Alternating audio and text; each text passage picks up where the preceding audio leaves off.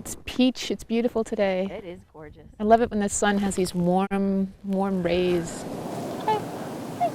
Describing the colors of a glacier, almost impossible. When we start a morning tour, it's always a beautiful peach color.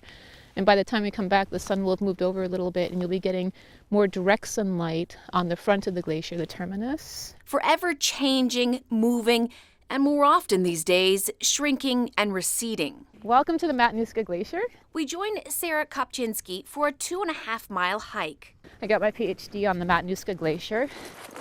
She seems to know every inch of this ice and every pool of blue. These ponds are called kettle ponds. Every crack, every surface. Look how the sun's catching the scallops. Isn't that gorgeous? And every move. But she's keeping up with nearly daily changes here. The amount of water coming out of the Matanuska Glacier is approximately 99 million gallons per hour.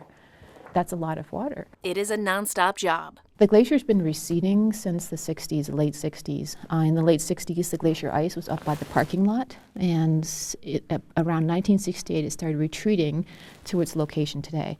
That's about 10 meters of retreat each year, so that's about 32 feet each year. Alaska is losing ice faster than any other glacierized region on Earth outside the ice sheets, and we're losing ice disproportionately fast here in Alaska. This time-lapse video shows how quickly it's happening on Wolverine Glacier in the Kenai Mountains. The changes we're seeing right now are accelerating.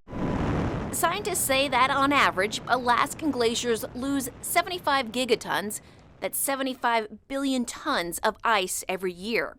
In just 2.5 years, that amount of glacier melt would fill Lake Tahoe. By the end of this century, we will have lost somewhere between 30 and 70% of the ice volume in Alaska. That loss also impacts sea levels, water temperature, and the marine life that depends on both. We're supposed to be entering another glacial period, so the fact that we are actually warming is somewhat more astounding. And the changes we're seeing right now are accelerating.